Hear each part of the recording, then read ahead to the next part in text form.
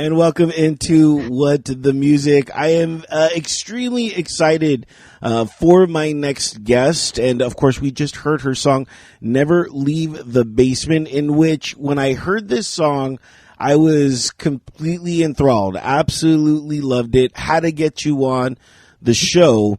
Welcome, Nadia. Now, Nadia, I'm going to try to play a new game, okay, with you, and it's called, I'm going to mispronounce your last name.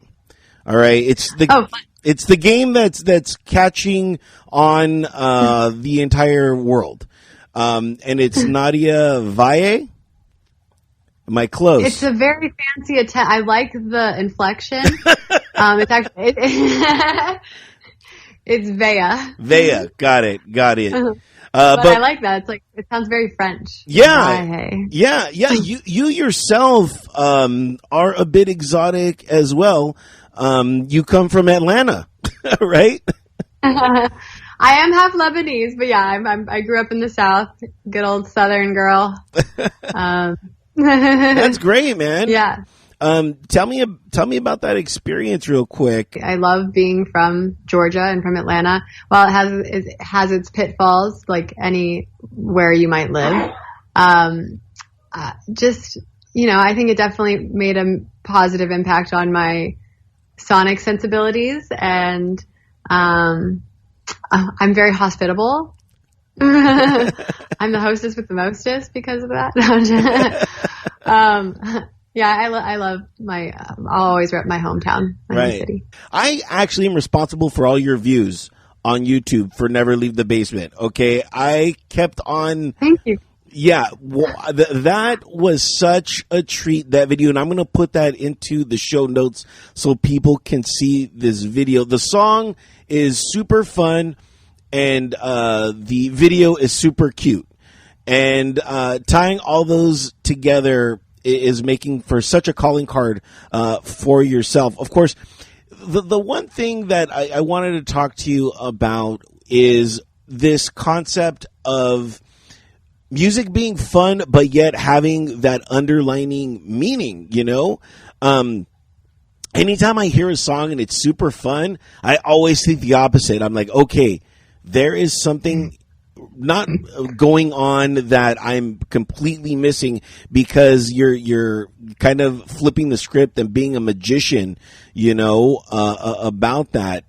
Tell me about that concept. I really do love playing with duality in my music, and I think that that's one of the most interesting parts of life is, that we have good and we have evil, and we have happy, we have, the two sides of everything, of every coin. And when looking at 2020, for example, there's so much, tragedy out of that year, so many, horrible things that we've all had to go through as a result of the pandemic. But there's also, I think, the other side to it where we've maybe become more keen to certain things that we were not aware of or didn't really care about or didn't slow down enough to care about.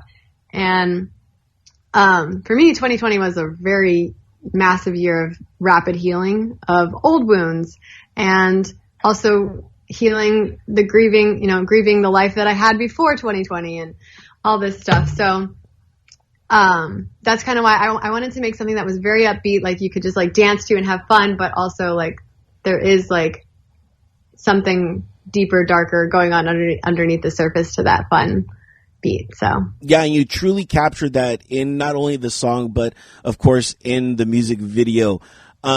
Something that I just completely laughed at in that was, and of course I'm sure you're getting this a lot, that ringing, that light ring gag that you put, and I couldn't stop laughing at that.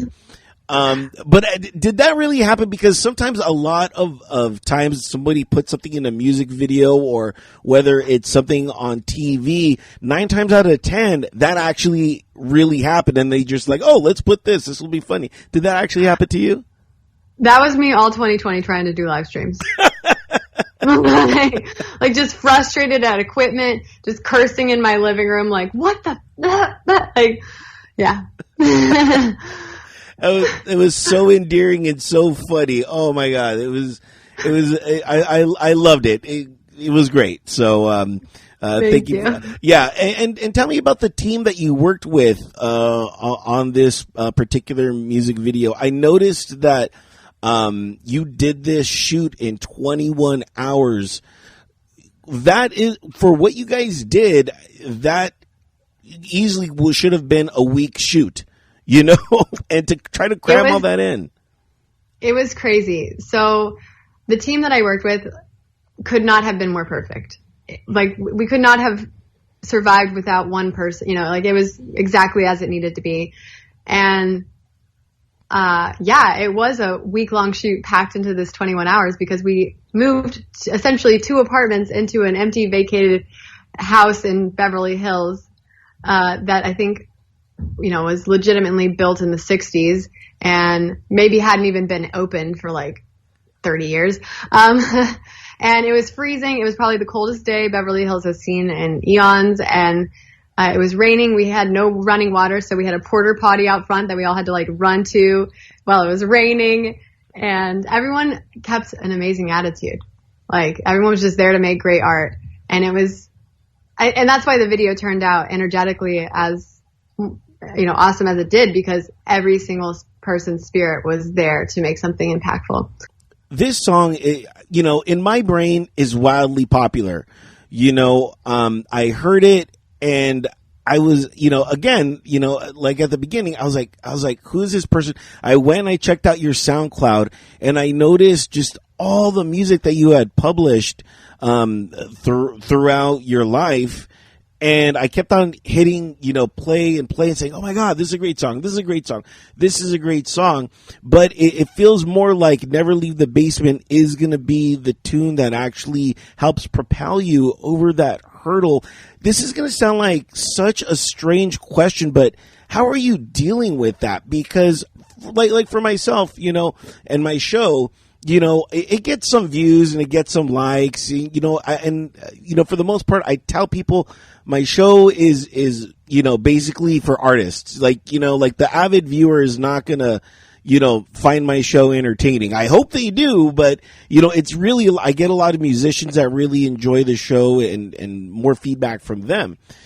And, you know, and I always wonder if I was ever to make that hurdle and leap into, you know, super success, because I've considered myself very successful, but as far as like hitting the mainstream, I personally wouldn't know how to deal with that because I'm so used to being kind of this obscure figure in people's lives. How are you dealing with that? Had I not had 2020 to really find myself, like I feel like this song, writing this song and writing the songs that are coming out in the next several months through the rest of this year, I've been able to like really get comfortable in who I am, in the sense that I think being open to, like, going from being open to this group of people and going, you know, to going to being open to this group of people feels less daunting, I guess, for me. I think like had I popped off with one of my earlier songs, I would have not been ready. I was completely I was still on this massive journey of self-discovery, and it's continuous, ever continuous. But,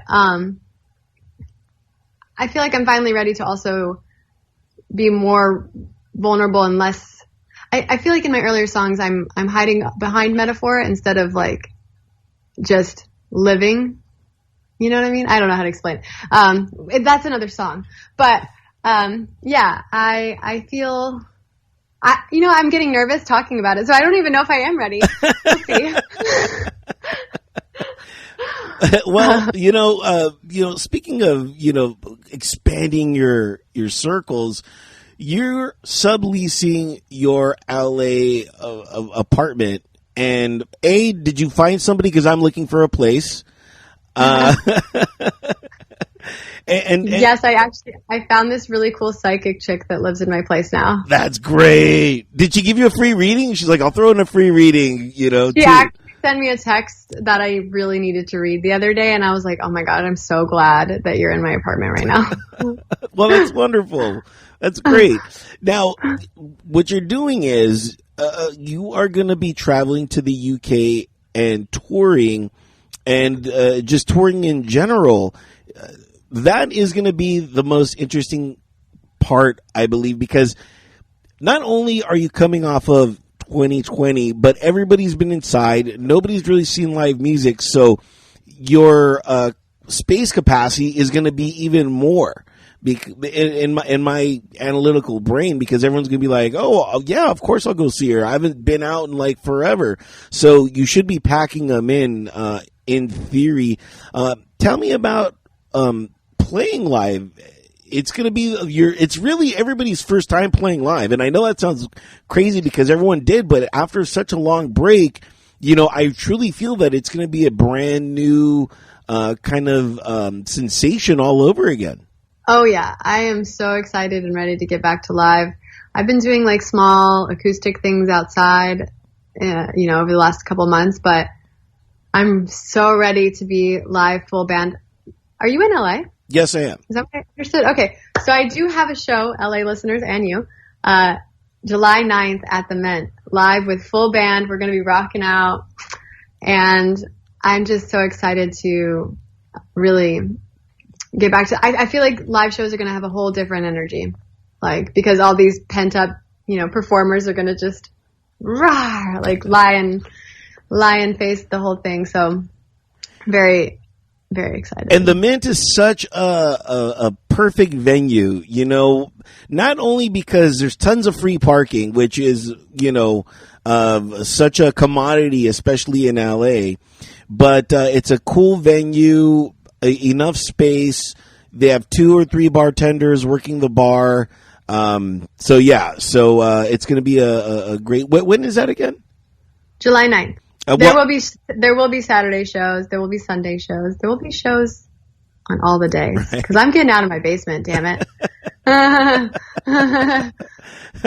That's very cool. Well, I'll be sure to check up with you, and of course, I assume that everyone should go to my show notes, because there we're going to have links to your Instagram, your Facebook, your SoundCloud, your Twitter, and, of course, your website and your TikTok, which I've been checking out as well. And you actually kept something from the music video, which was that huge sloth, right?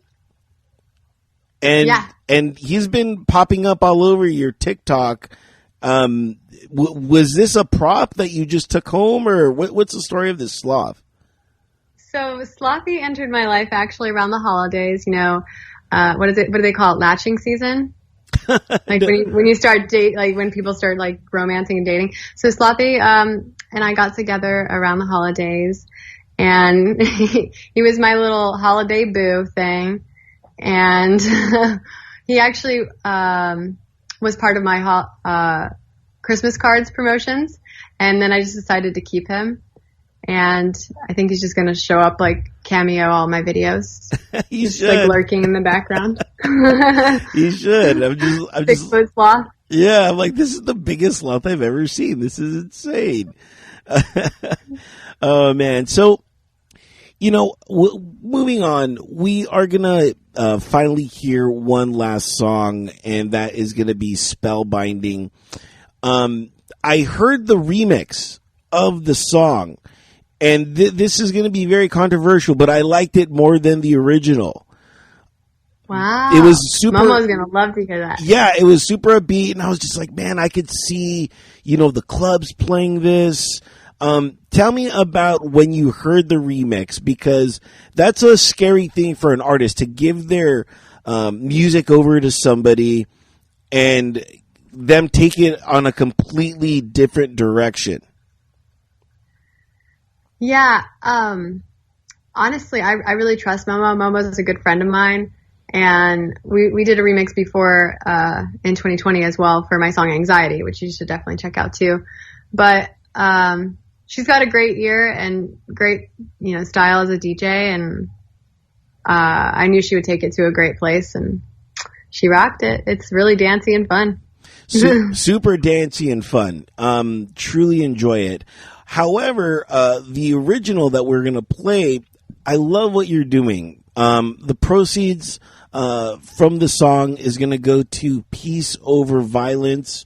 And I like how musicians sometimes attach themselves to notable causes such as this one. What made you gravitate towards this cause, and why the decision to help this cause? So Peace Over Violence is a charity local based here in LA. And I actually got to tour their facilities back in 2019 when I partnered my other song, Boomerang, with them. And nicest people, the work that, everyone's really passionate about what they're doing, and they really do make a difference in the community here, helping people get out of, tumultuous situations that that aren't easy to get out of. And, both songs were kind of inspired from a place of being in an abusive relationship and not really knowing where to go or where to turn, because it's like very push-pull and you get wrapped back in. And just the cause spoke to me from a personal standpoint. And my press lady actually works directly with them as well. So love what they're doing and really happy that I can help with my songs shine some light on what they're doing. So that's very cool of you. Extremely cool. So make sure to go check that out. Can't wait. And thank you for doing that. And just that's cool. That's cool. That's, you know what I mean? Thanks. You're cool for shining light on indie artists. So well, yeah. I mean, I do this show because people have always said that I've always had an ear for music, and every artist needs a platform, and we all need to help everybody, expose everybody, because one of the things that I hate when people talk to me is they say they're like, there's no good music out there, and I tell them, you're just not looking hard enough. You know what I mean? That's why I created this show, to help people. Like, okay, you say there's no good music, I'm going to introduce you to all these great artists, and you can't have that excuse anymore. So that's why I created this, and I'm not going to lie, I mean, I love talking to artists too, so it's a little bit of a full circle for me. Stuff that I really am interested in, and I kind of enjoy the unveil of kind of the process of being an artist. You were kind of a late bloomer though, right? Yes. So I went on a lot of misadventures after I had I wouldn't even call them misadventures anymore. I like my journey. It's cool. So I lost my mom when I was 17 to suicide, and that kind of derailed me mentally, understandably. And I went off partying and, not really embracing my full potential because I was hurting. And I was working in music. I had a band, prior to that in high school. And my mom was always very supportive. So I think when I hit that crossroads, I was like, oh, fuck music, fuck everything. Oh, sorry. Can I curse on here? Yeah. Okay. Fuck everything. And so I, just couldn't face the music per se. So one day I woke up and I realized how unhappy I was, and I had been going through life for so long on autopilot, and I quit everything. I was in this abusive relationship, and I was in school and I was working in fashion, and I was just like, no more. I'm done. I'm so unhappy. And I quit everything. And I think the next day ended up joining the circus on accident. The real circus? The real circus. So, yeah.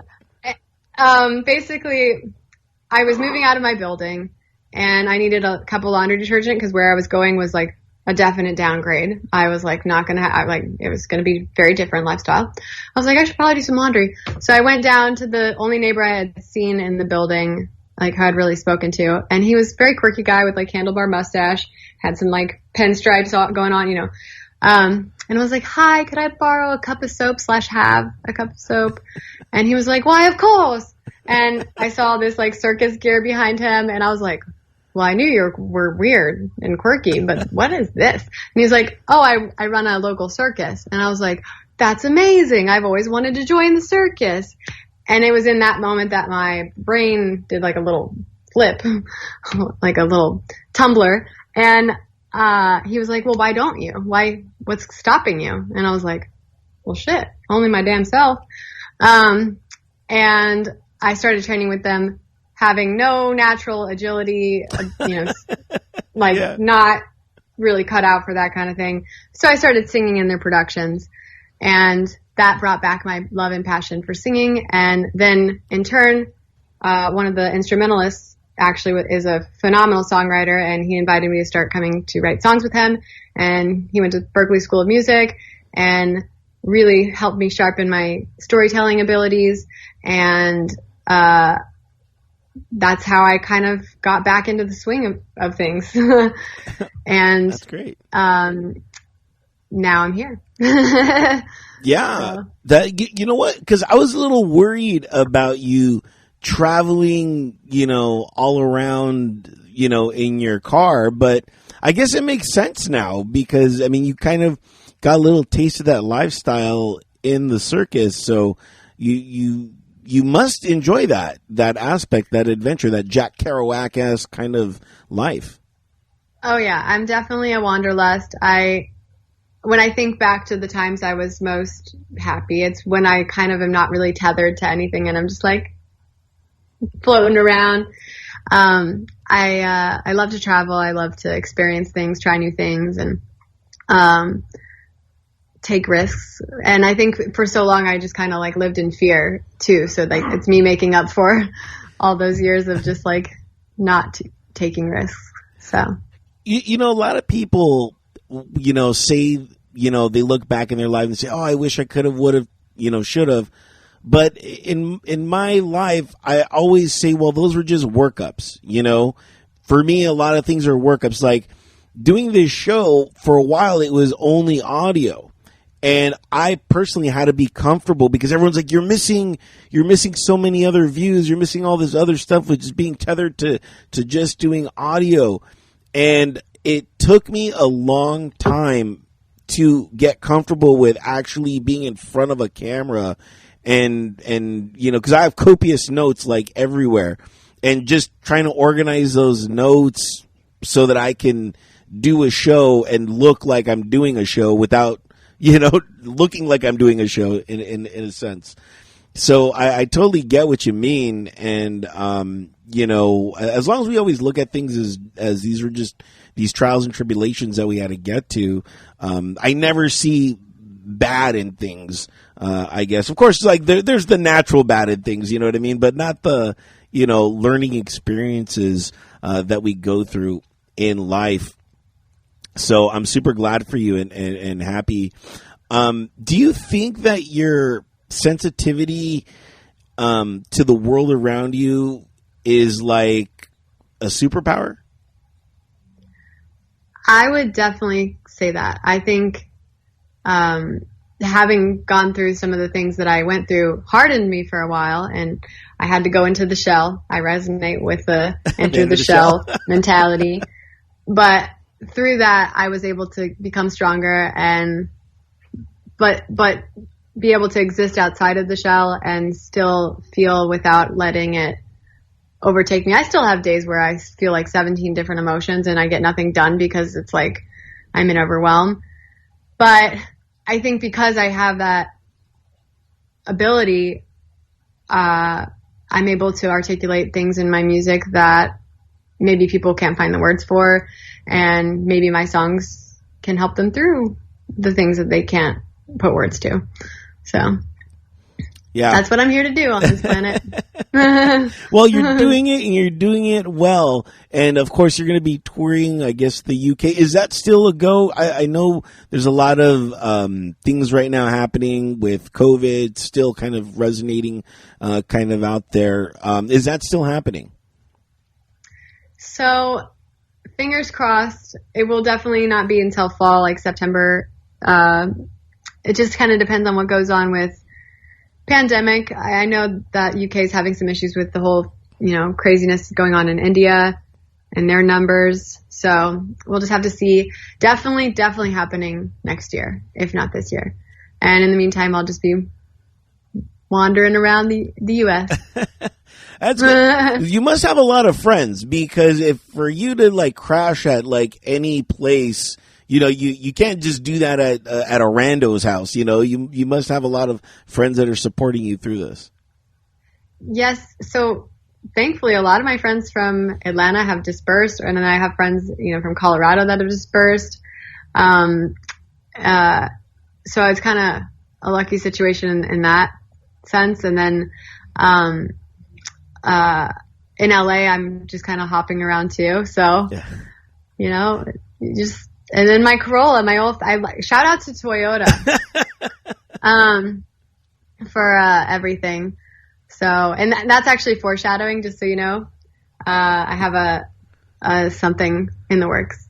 All right. A Toyota commercial, maybe. I don't know. That'd be cool. Toyota's going to be is playing a big part in this year, and it has in my life, actually. So that's great. Well, you know what? When you get super famous and are a walking billionaire, because I know you're going to have your own fashion line. Even though we didn't discuss, but I'll discuss this real quick. Your fashion is on point. Like, I don't know if you picked all the outfits, because I saw your spellbinding, I saw the anxiety, and I saw Never Leave the Basement, and you know, then like looking at your Instagrams and stuff like that, your fashion, you know, when you said that you did fashion, I was like, you know what, that kind of makes sense, because you're always dressing like super fashionable and cool. Thank you. For this last project for Never Leave the Basement, I have to give credit to Lonnie Rose-Alt, because she put together all those decade looks. I think with all the preparation that went into that video, I could have not done it alone. So thank you to that queen for helping me. But I do love fashion. I do love clothes, and I definitely am going to have a clothing line at some point. That's cool. You know what? Yeah, and you kind of do, because I saw that you're doing something, again, very unique. You have a denim hoodie, and I've never seen that before. I've only seen denim jackets, but you're doing your own denim hoodie line. Tell me about the choice for that. So, again, that's a collab with Lonnie. We found these denim pieces, and I had this vision of a patch for whether it was denim or some sort of camo thing. And the patch says Bank of What the Fuck. Because if you listen to the song, which you have, you know, it's a little bit about frustration with, credit cards and, you know, lots of systematic things. Yeah. But we won't get too deep into that. The lyrics speak for themselves. So, basically I designed this patch, and, we put it on these denim pieces. And then from there we like put the font for Never Leave the Basement. And then we found these patches with a girl crying with money in her hands, and like all these different fun patches. And it just seemed like the perfect call to do the denim. So. Yeah, and it was custom jackets. If you want one, hit me up. Yeah, they're super cool. I saw your little ad that you put. I think it was on Facebook for it, and you're like crying with like real hundreds. I was like, okay, $100, $200, okay, I can see. But you had like I want to see like $12,000, like in hundreds on you. It was a lot of hundreds, and none of those hundreds are mine. Lies. Those your rent. No. I wish. Those were on loan, thanks to my dear friend who took the photos. I was like, as he was taking the photos, I was like, do you have any hundreds on you? Like, even just like $100 bill? And he like pulled out a wad of hundreds, and I was like, perfect. Who carries that much money on them? I carry like $8. Okay. I just learned something new about you. Are you in a side business that I didn't know about, man? No judgment. Yeah. But if $100, you know, falls out, I'm sure you're not gonna notice, right? So crazy. But I had to put a disclaimer on there. I saw it. Yeah, it was funny. Yeah. I've recently had like people from like 2006 hit me up like, hey, can you pay this bill? And I'm like, just because I have good music does not mean I can pay your bills. But thank you for the compliment. I guess you think I'm really successful. Yeah. Well, you do have good music, and I'm sure it's going to pay your bills very soon. So I'm very excited to have met you. Thank you so much, Nadia. And thank you for agreeing to do the show. Truly, truly appreciate it. And I look forward to watching your career blossom, as they would say. So thanks again. And for more information, please log on to entertheshell.com for the show notes. I'll have the Instagram, the Facebook, the SoundCloud. Check out her SoundCloud because she has such a treasure trove of jewels in there. 1,000 Cuts was, I think, my personal favorite. I forgot who I was talking to. It was, I think, like your manager or I don't know if it was your manager or your publicist, but, I was like hinting, like, send me that song, and, but they're like, oh, no, play these 3 songs. I'm like, all right, cool, but, 1,000 Cuts was kind of the one that I really gravitated towards. Very, very cool song. So, make sure to go check out her SoundCloud. And, I'm sure you're on Spotify. Yeah. Yeah. Anywhere you can stream music. Yeah. Make sure to go check her out and her Twitter. And of course, check out her TikTok. Those TikToks are, talkable. You know what I mean? They're very fun. So, I'll have all the links on the show notes.